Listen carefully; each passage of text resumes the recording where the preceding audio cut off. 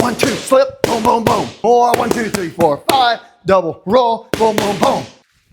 Speed, everyone says, is the first thing to go as you age. And if you don't train it right, they're absolutely correct. But what if I told you that your reflexes do not have to fade, that speed isn't lost, it's just forgotten? And I'm going to show you how to develop it or how to get it back. Stick around until the end of this video and I'll demo one of the simplest but most effective reflex and speed drills that you can do with a partner to wake up your nervous system and sharpen your fighting reaction time.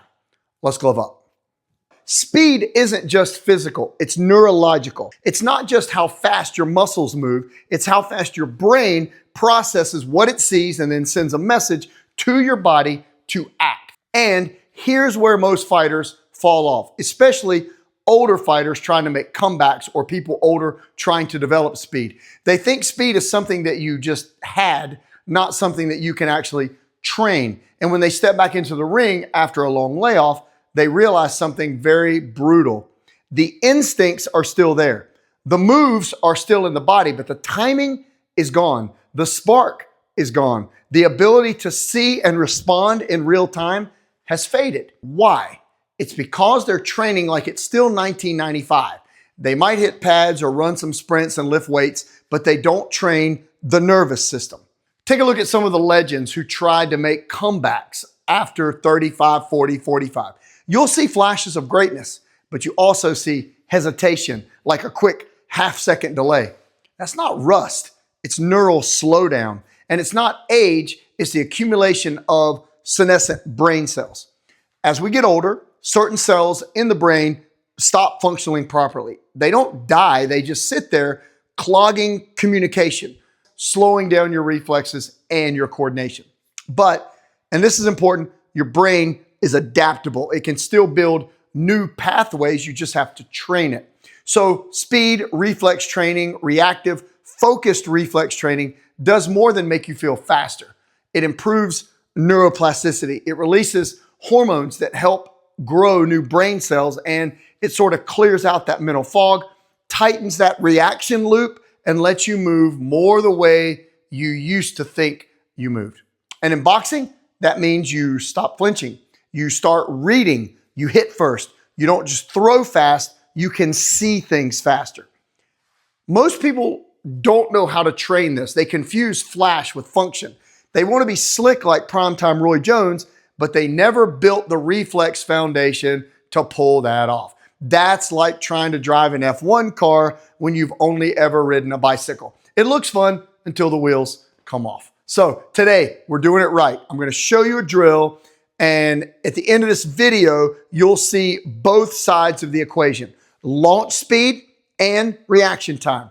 Practicing it will make you faster, sharper, and cleaner. Not just because you're younger, but because your brain is trained for speed. Let's build some superhuman reflexes by training the system that controls them. Okay, I'm here with my man Rick, and we're going to demonstrate a couple of speed drills for you. Now, I understand that people are like, hey man, just get right to the drill. If we don't explain what you're learning and what you're doing, the drill's not going to give you the speed, the results that you want. So we really want to kind of break this down. Now, hopefully at this stage, you have learned a good boxing stance. You have learned the 3-point position. So one hand's on the chin, elbows down, other elbows tucked in. You've learned how to throw the jab. So when you throw the jab, the hand moves first, the elbow pushes the punch up, and then the punch turns over at the end, inside the shoulder touching. So hopefully you've been through our videos. You've learned how to step in with a jab. These are things you need to know. Now, what we're going to show you applies to everything, but we're focusing it on the fastest punch, which is the jab, and the fastest reaction time required, which is defending the jab. And once you can do it with this, you can, everything else is easier to see. And then, of course, we can go over other drills for other parts, other punches and kicks, things like that. So there's 3 stages to reaction time. If I'm trying to read something that he's throwing at me, the first thing that my brain is going to do is decide, oh, he's throwing a jab. Then I have to decide what my reaction is going to be, and then I have to will that reaction. So that's a lot of different steps. When you train it through drilling it, it becomes second nature. So you no longer are trying to identify what's coming at you. You're just reacting, you're reading, your body's participating in the thought that you're having. On the offensive side for Rick, what we want to do is loop that brain connection back together, and we want to increase his ability to release the punch quickly with an impulse. So it's just a thought comes to, and a punch is just kind of gone. Let's start it like this. I'm going to let him back up just a little bit for me. I'm going to let him throw a good long straight jab. First, I'm just going to let him throw 3 good jabs to get himself warmed up. So his jab, pow, good. Back up, straight in, pow, good jab, pop it, pow, good jab. Now, once he has his fundamentals down, we got to create drills that require him to throw the punch faster for him to get fast.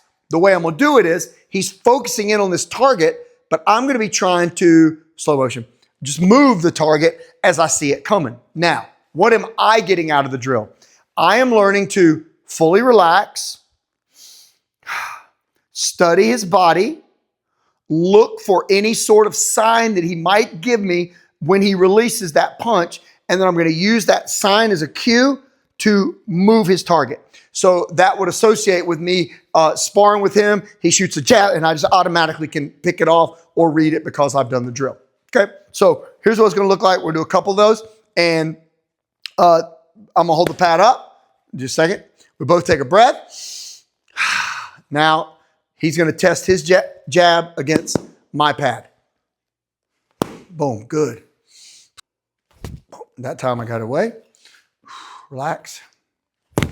Okay, now keep in mind, he's not going jab, jab, jab, jab, just nonstop trying to trick me. There's no feinting. He's forcing himself to release the punch from right where he stands. Good one. So that one, he didn't telegraph it. He just released it. Now, to make it a little more challenging for you guys, take a little half step back.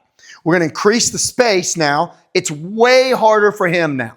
He's got to take a step as he does it. So now he's not only going to work on his punch speed, but he's going to work on his foot speed. So he's got to cover a little bit of distance. When I see it coming, I'm going to try to move it.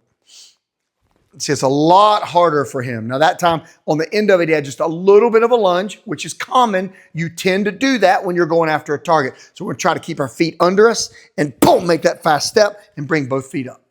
Okay? Here we go. Oh, good one though. That was very fast. Back up a little bit. Boom, and he got that one. So that was a good, clean release. Now, that last punch wasn't the fastest one that he threw, but it was very deceptive. He just let the punch go, okay? So during the process, we would start now to critique his punches and his form to see what is there in there that I can improve so that as he develops speed, he's developing really good form, like he's not just getting fast at doing it incorrectly. So back up a little bit. Let's see if we can be really critiqued. So make sure that right elbow is tucked in. We're going to release that punch fast, taking a fast step. Make sure the back foot comes up. Try to keep the weight 50-50. Here we go. Boom, boom, good one. So that one, he hopped just a little bit. So the rear foot came off the ground. There's a little bit of lag time. So we want to improve that fast step up. So the right foot is right behind the left. Good position, deep breath, relax. I'm looking at reading him. Boom, good one. So that time, good one. He angled off to the side, which is fine, but I'm going to make him this one, back up a little bit. I want him to step straight into his jab. Boom, good one. So you start to get the idea of what's happening. So all we're doing is we're taking the jab. Now, if you think that's easy, you do it from this close range, and then you take that half step back, and then you get where you read it, and then you change it, and you try to do it with a right hand, which is very difficult, okay? Now, once we've got that down, the next thing we're going to do is we're going to use a call. So to work on his offensive time, I'm going to call the punch, and he can't throw it until I say jab, okay? So he relaxes. He cannot punch until I say jab. When he hears it, he wants to release it as quickly as he can. Jab. Good. Back up a little bit for me. Jab. Boom. Good. Jab. Boom. Good. And he starts to release his jab. Okay, then for me, we would do a defense drill where, let's say I put my hands up. I've learned how to parry a jab. We'll flip all this around. He's going to release the jab at me. You start out, you can punch it through chest. I'm going to let him just punch at my nose. And when I see the punch coming, I'm just going to react and pick it off. So I still want him to stay as fast as he can. Let's turn this angle just a little bit. I want him to stay as fast as he can. I'm going to try to relax. And all I'm going to do is wait for the punch.